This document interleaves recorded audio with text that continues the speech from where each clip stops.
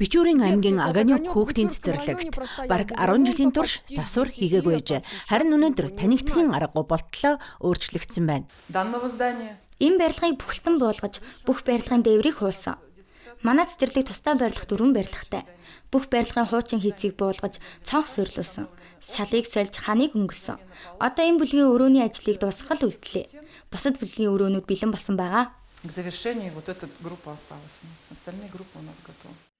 Одоогийн байдлаар ажлын гүйцэтгэл 85% байна. Харин 8 дугаар сарын дунд үе гэхэд цэцэрлэг 100 гаруй хүүхдийн өмнө хаалгааны. Гэхдээ айлчлал үгээр дууссангүй. Барилгачдын дараагаар Козакуттай уулзлаа.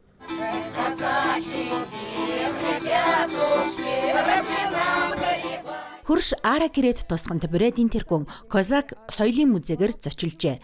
Нутгийн оршин суугчид өвгдээцийнхэн оюуны өвийг өнөөхөр нандинан хадгалсаар байна. Энэхүү дурсамжийг хадгалж хойч үедээ өвлүүлэхийн тулд тосгоныхон тэтгэлэгт хөтөлбөрүүдэд идэвхтэй оролцдог. Бүх Оросын орон нутгийн шилдэг туршлага уралдаанд төрүүлснээр шинэ төсөлдөө 20 сая рублийн санхүүжилт авчээ. Манай төсөл хэрэгжиж эхэлсэн. Манай балансад хөдөөгийн 3 клуб байдаг бөгөөд бүгдэд нь их засвар хийж байна. Музей нэн захиргааны байгууллагуудаа иж бүрэн их засвар хийсэн. Хувьсас хэрэглэл болон бусад олон зүйл худалдан авч байна. Ремонт администрации сделали, покупаем костюмы и многое другое. Музей 8 дугаар сарын 14-нд нийтэд үүд хаалга нээхэр болж байна. Зочид сургалт хуучны Козак тоглоомуудад оролцож тэрч байтугай өөрсдийн арга хэмжээг зохион байгуулах боломжтой болжээ. Түүнчлэн тэтгэлгийн хөрөнгөөр бага хэмжээний төв барьж ерөнхий боловсролын сургуулийг засварласан байна. Ажлын айлчлал уламжил ёсоор иргэдтэй хийсэн уулзалтаар өндөрлөлөө. Уулзалтаар олон төрлийн асуудлыг хэлцжээ. Манай гал унтраах ангид 2 хуучин зээл бий. Мөн крадч байдаг. Том оврын хуучин хөдөлгөөн удаантай 20 гаруй жил ашигласан юм. Ерөнхийдөө бидний асуудал бол энэ. Бичүүрийн аймгийн гал унтраах ангид шинэ гал унтраах автомашин хэрэгтэй байна. Пожарную часть Бичурского района нужен пожарный автомобиль. В курсе этого вопроса у нас по Манай бүх гал сөнөөх ангид ийм нөхцөл тулгараад байна. Техникээ шинжлэх шаардлагатай байна. Бид багаар шинжилж шинэ машин худалдаа авч байгаа. Бүх аймагт тулгамдж байгаа гол асуудлууд ижил төстэй байна. Тухайлбал сургууль, зам, орон сууцны барилгуудыг засварлах, спортыг хөгжүүлэх болон орчны тогтчлтын асуудлууд багтжээ. Ийм уулзалт нь 1-р газар дээр нь нөхцөл байдалтай танилцах, 2-р өмнөх айлчлалын үеэр тавьсан асуудлууд хэрхэн шийдэгдэж, хэрэгжиж байгааг хянах боломж олгодог. Учир нь цаасан дээрх тайлан нэг янз байхад бодит амьдрал дээр бүх зүйл өөр байж болно. Тиймээс нөхцөл байдлыг газар дээр нь харж ойлгон иргэдийн санал хүсэлтийг сонсохын тулд бид урднж явдаг байсан. Одоо ч явж байна. Цаашид явсаар байх болно. Алексей Цидинов иргэдийн асуудлыг анхааралгүй орхихгүй гэдгийг онцоллоо. Новости дня, Бичурский район.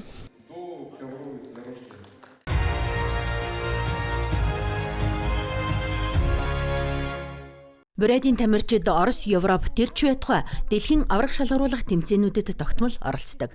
Тэд таквондогоос эхлээд туухан спорт, шатар хүртэл олон төрөлд хүч сордог. Шилдгийн шилдэгүүддээ хүндэтгэл үзүүлдэг ийм арга хэмжээ та бүхнийг өндөр амжилтад хүрснийг харуулж байна. Мэдээж амжилтын цаана бэрхшээлийг даван туулах чадвар, сахилга бат тэсвэр хатуужил байдаг. Санаандгүйгээр эсвэл гинэт аз таарснаар ийм ундаг амжилтад хүрэх боломжгүй. Энэ бол нөр их хөдөлмөрийн үр дүн юм а. Түүнчлэн тулгуур хөдөлгөөний эрхтний бэрхшээлтэй аваргуудыг ч шагналд тодруулжээ. Тэдний нэг нь манай нэвтрүүлгийн баатар Татьяна Андреевская байлаа. Тэрнийг Сур Харваны Европын аврах шалгаруулах тэмцээнээс хүрэл медаль хүртсэн амжилтаар нь шагнажээ. Юуны өмнө дэмжлэг үзүүлдэг төрдөө маш их баярлалаа. Бидэнд тодорхой хэмжээний урам өгдөг. Одоо энэ спорт бидний ажил болсон. Бид спортоор зүгээр нэг сонирхлын журмаар бус мэргэжлийн төсөнд хичээлж ажиллаж байгаа. Төр биднийг дэмждэг нь үнэхээр сайхан. И вот то, что нас государство поддерживает, это очень круто. Харвачийн замнал 2014 онд эхэлсэн байна. Тэр үед Татьяна хойд байгалийн аймагаас Улаанүдэд дөнгөж нүүж ирээд байв. Тэрээр зүгээр л спортоор хичээлхийг хүсэж Сур Харваны дугуулан санамсаргүй олжээ. 12 жилийн хугацаанд олон амжилт гаргаж чадсан байна. Чемпионка мира, Би спортын гавьяат мастер. неоднократно уже Европын олон удаагийн участница Мөн паралимпийских Токиогийн игр. паралимпийн наадамд оролцсон. А там что, Харамсалтай какое ямар место ч заняли? амжилт К сожалению, никакое. Энэ Это были медаль единственные үлдсэн международные цорын соревнования, газраас на которых я остался вообще без Харамсалтай медалей. Обидно, но ничего, все впереди, и есть к чему Тэмүүлсэн би стремиться. хичээх Будем болно. стараться. Бүтэлгүйтэл тамирчин бүсгүйг зогсоодоггүй. Тэрээр үүнд уужуу тайван ханддаг. Хүн ямар нэг зүйлээр зүгээр ч хичээлдэггүй. Тодорхой амжилтанд хүрэхийг зорддог. Би ч мөн адил. Спортоор хичээлчихсэн бол ямар нэгэн амжилтанд хүрэх хэрэгтэй. Энэ бол миний боломжийн хязгаар биш гэж боддог. Цаашдаа ч илүү өндөр зорилгод тэмүүлж медаль хүртэн ялалт байгуулах болно. Завоевывать медали, побеждать. Татьяна Андреевская спортын замналаа дуусгасны дараагаар дасгалжуулагч болохоор төлөвлөж байна. Харин одоохондоо хүрсэн амжилтандаа ханаж, амжилтын хаан алдар хүндэд умбах бодол тэрэнд өвгөө. Тэрнийг дэлхийн аврах шалгаруулах тэмцээний бэлтгэл болон 2030 оны Паралимпийн наадамд оролцох боломж хүлээж байгаа.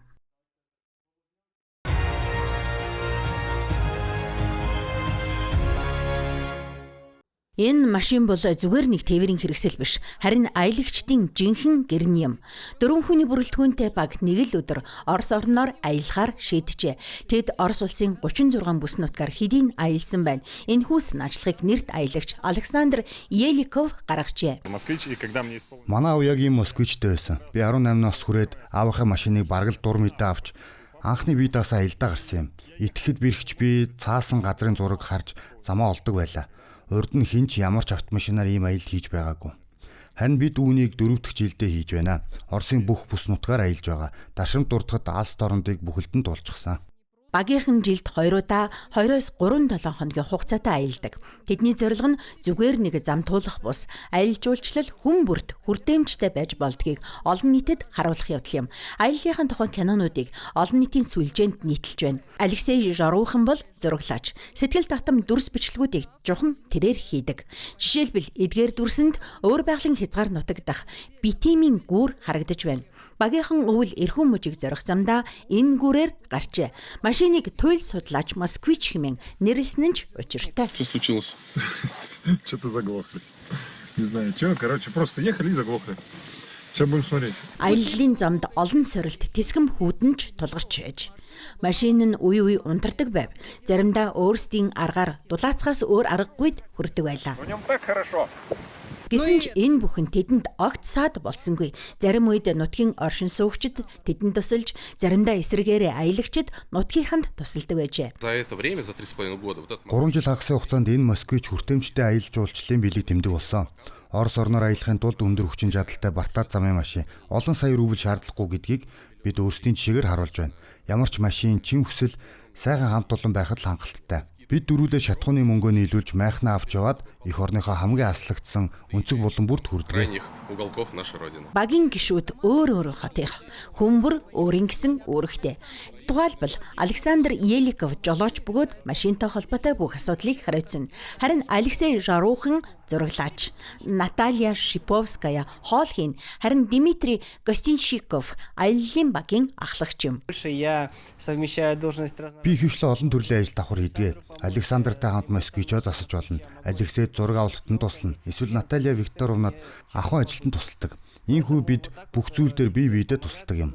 Тиймээс аялдаа маш хэвсэг байж зорьсон газартаа хүрч чаддаг. Одоо багийнхан байгаль нуурын Листвиянка тосгоныг зорихоор төлөвлөж байна. Специально для программы новости.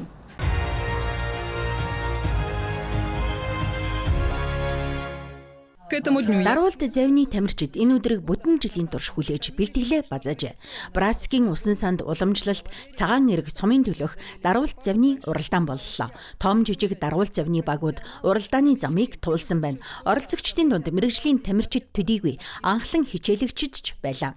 6 дахь удаага зохион байгуулсан уг үйл ажиллагаа олон 10 тамирчин үзэгчийг нэг дор цуглуулжээ. Үнэхээр үзэсгэлэнтэй байна. Бид энд удахгүй гэж тооцож ирсэн нутгийн хүмүүс бишээ. Тэгээд ийм чухал арга хэмжээ болж байгаа учраас үзэхээр шийдлээ. Ер нь маш романтик байна. Юуны өмнө усан дээрх даруулт завнуудыг харах сайхан байлаа. Хөтлөгчийн хийснээр тэд гараанаас огцом хордлоо. Ерөн би хотод болж буй альбаа үйл явдал хөдөлгөөн идэвхтэй арга хэмжээг дэмждэг. Надад бол байгаа бүхэн үнэхээр таалагдаж байна. Багууд барайнд хамгийн түрүүнд орохын тулд салхины үл ялэг шившээгч алдалгүй ашиглаж байна. Ийм үйл ажиллагааны ачаар даруулт завны спортоор хичээлэх хүүхдийн тоо нэмэгдэж байгааг зохион байгуулагчид онцоллоо. Манай аав ах өвөө хоёр хоёулаа даруулт завны спортоор хичээлдэг байсан. Өвөө одоо ч ангаараа нэртэй даруулт заваар оролддог. Энэ спортод дадал явдал сэтгэлийн таашаал аль аль нь байдаг учраас надад таалагддаг юм. Ерөнхийдөө хүнд хэрэгтэй бүх зүйл энд бий. Уралдааны газрыг санамсаргүй сонгосон юм шиг гинэ. 20 дугаар зууны 1970-аад онд Курчатовын булангийн эрэгт цагаан эрэг дарвал цавны клуб ажиллаж байж 6 жилийн өмнө энд шинэ уламжлал бий болсон бөгөөд өдгөө жил бүр Братск хотын оршин суугчид зочдыг баясгаж дарвал цавны спорт сонирхогчдыг хүлээн авдаг болжээ.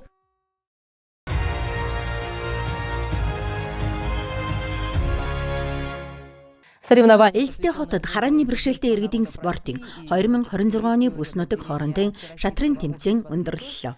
Оросын ард түмний ив нэгдлийн жил болон бүх Оросын хараагүйчүүдийн нийгэмлэгийн бүс нутгийн салбарын 95 жилийн ой зориулсан тус тэмцээн Ойрет аренад болсон юм. Каисагийн шүтэн бишрэгчид Дагестан, Волгоград, Ростов-Муж, Краснодар болон Ставрополийн хязгаараас хүрэлцэн иржээ. Хар цагаан хөлөг дээрх өрсөлдөөний дүнгээр бүрэн хараагүй шадарчдын төрөлд Халимгийн Андрей Ивеев хүндэт 3 дугаар байр эзэллээ. Ставрополийн Анастасия Федорюк мөнгөн медаль хүртэж, Краснодарын хязгаарыг төлөөлсөн Елена Петрова төрүүлсэн байна. Нийлбэр дүнгээр Дагестаны Агаджи Магомедов хүрэл медаль, Краснодарын хязгаарын Семен Богатасарян мөнгөн медаль хүртсэн бол тэрний нутгийн тамирчин Михаил Букарин тэргүүн байр эзэлжээ.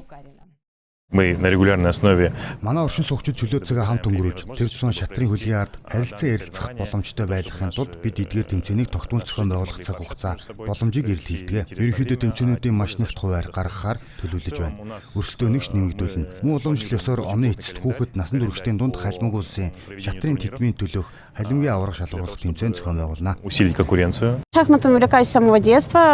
Би багасаа шатар дуртай байсан. Сургуульд байхдаа хараа маань одоохийнхоос сайн. Шил зөөхөд засагддаг байлаа. Өсвөрийн зэрэгтэй ч байсан. Харин дараа энэ шатраа орхисон. Амьдралын олон ажил дарагдсан юм. 2016 оноос хараагаа алдаж эхэлснээр 1-р зэргийн хөгжлийн бэрхшээлтэй болсон. Тэгээд 5 жилийн өмнөөс дахин шатар тоглож эхэлсэн. Шатар оюун ухаан, логик сэтгэлгээ болон хөдөлгөөний эслийг хөгжүүлдэг учраас эргэн ирсэн юм л да. Эдгээр чадвараа хөгжүүлэх шаардлагатайгаа ойлгосон. Тийм ээ, хүнд амаргүй. Гэхдээ би дасгалжуулагч болж цаашид улам хөгжиж чадна гэж найдаж байна. Ялангуяа танах шиг ийм тэмцээнүүдийн ачаар өөртөө итгэх итгэл төрдөг. Өөртөөгөө адил бүрэн хараагүй хүмүүстэй тоглох үнэхээр сайхан. Бид тэмтэрч тоглодог учраас энэ тэмцээн өрсөлдөж бие биедээ дараа болохгүй. Үр дүн ч үргэлж сэтгэл ханамж төрүүлдэг. Вы на равных, и вы, получается...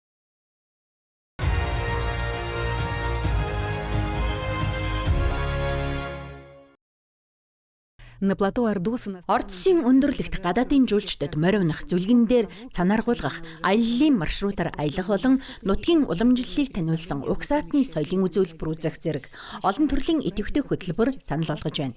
5 дугаар сарын баярын өдрүүд эхэлснээс хойш аялал жуулчлалын зохицолборт 150 мянга орчим хүн зочилсны 20 мянгаар нь гадаадын иргэд байжээ. Энэ нь өнгөрсөн оны мууийн үзүүлэлтээс 20 орчим хувиар өссөн дүү юм. Хятад улс визгүй нэвтрэх журмаар үргэлжлүүлснээс хойш Таиланд, Малайз, тэрч байтугай Европын эд улсаас илүү олон жуулчин хүлээн авдаг болсон. 4-р сараас өнөөг хүртэл бид Өвөр Монголыг зорьсон 30 гаруй жуулчны багийн аяллыг зохион байгуулад байна. 30 туристических групп во внутреннюю Монголию. В целях повышения привлекательности бүс нутгийн аялал жуулчлалын сонирхол татах чадварыг нэмэгдүүлэхийн тулд аяллаа бүтээгдэхүүнийг үе шатаагаар шинжилж байна. Зүүн гарын их хавцалд гадаадын жуулчдад зориулан хатан голын усаар аялах аяллаа маршрут гаргажээ.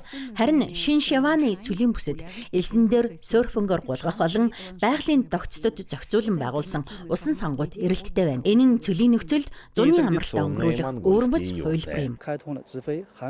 Орд ус хот бүгд найрамдах Солонгос улс, Таиланд, Малайз, Вьетнам зэрэг улсыг холбосон олон улсын шууд нислэгийн 7 чиглэл нээсэ. Мөн цөлдөх сансрын капсул болон Монгол уламжлалт гэр зэрэг аялал жуулчлалын 10 гаруй шинэ бүтээгдэхүүн санал болгож байна. На данным пограничных служб по состоянию на 25 Хилийн албаны мэдээлснээр 7 дугаар сарын 25-ны байдлаар Өвөр Монголд сая 500 мянга орчим гадаадын жуулчин зочилжээ. Энэ нь өнгөрсөн оныхоос 23 хувиар өссөн үзүүлэлт болж байгаа. Тэдний дийлэнх нь визгүй зорчих журмыг ашиглажээ. Жуулчид голчлон Монгол, Орос, Малайз, бүгд найрамдах Солонгос улс, Сингапур болон Таиландаас ирсэн байна.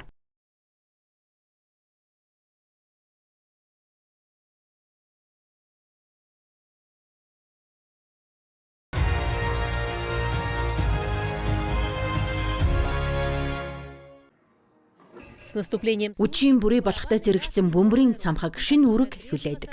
Эртний байгууламжийн бэлд кино дэлгэц байрлуулснаар энэхүү түүхэн дурсгал кино сонирхогчдын цугларах газар болон хувирчээ.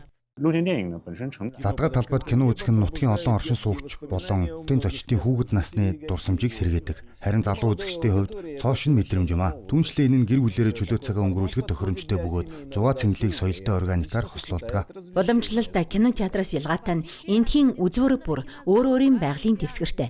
Заримдаа зуны сэрүүн салхи сэлэлзэн, заримдаа мартагдашгүй нар жаргах агшинтай давхцдаг юм. Нэгэн үд сэтгэл донцгоод тод үлдсэн. Кинонд нар жаргахыг харуулж байхад дэлгэцний заадах бөмбөрийн цамхгийн дээрх тэнгэр мөн адил алтан шаргал өнгөөр туяарч байлаа. Ийм агшин энэхүү мэдрэмжийг дахин давтагдашгүй болгодог. Гэхдээ кино үзүүрийн цаана илүү өргөн хүрээтэй нэгэн асуулт бий. Олон зуун жилийн түүхтэй дурсгалт газар хэрхэн орчин үеийн хотын амьдралын нэг хэсэг болох вэ?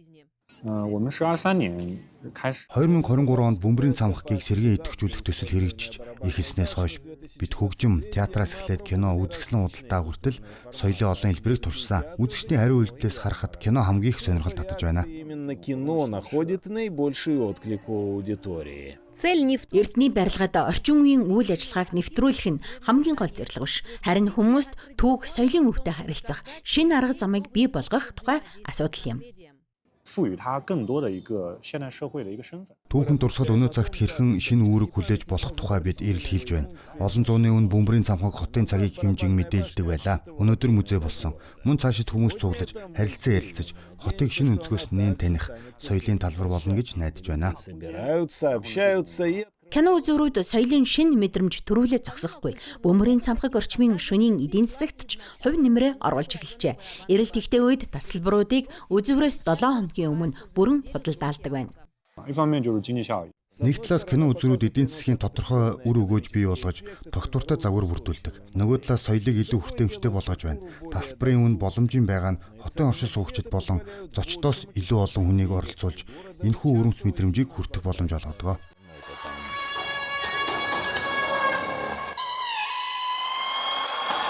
Хотын оршин суугчид төслийг ихээхэн урам зоригтой хүлээн авчээ.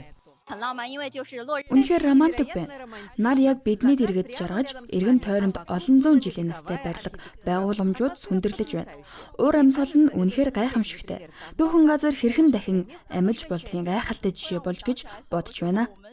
Багада өвөө эмээтэйгээ үздэг байсан задгаа талбайн кино үзүүрүүдийг минь санагдуулж байна. Тэдгээр дурсамжийг бөмбөрийн цамхагийн дэргэд дахин мэдрэх боломж энэ мөчийг улам онцгой болгож байна. Бөмбөрийн цамхаг олон зууны турш Бээжин хотын түүхийн нэг хэсэг байсаар ирсэн.